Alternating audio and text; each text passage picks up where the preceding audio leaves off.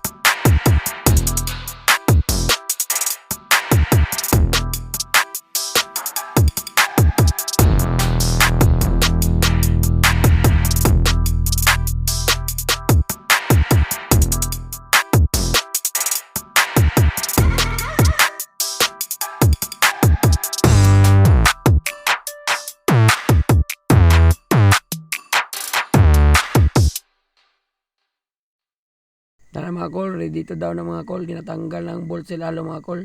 Tanggal na ang bolt sa babaw mga kol. Ara, upside na kayo mga kol. Nawa na itong chip mechanic mga kol. Katanggal na nag-bolt sa lalo mga kol. Ulat lang mo sa next update mga kol ha. Tara ang unit mga kol, update as unit. Tanggal na mga kol. Medyo nahirapan na miskalisod rin mga kol. Bugat o transmission mga kol. Duha ramis akong chip mechanic rin mga kol. Nadri ang ano mga kol o. Yahang pressure plate, ang lining nasa sulod. Pagkita na to ang release bearing ron mga kol. Nara itong release bearing mga kol, medyo nag-leaking siya dili dapit nga part mga kol.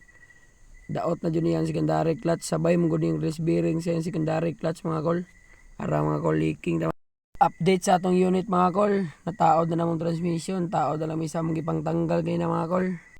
Update sa unit mga kol. Humana na magtaod tanan. Road test na may karoon tatod mga kol.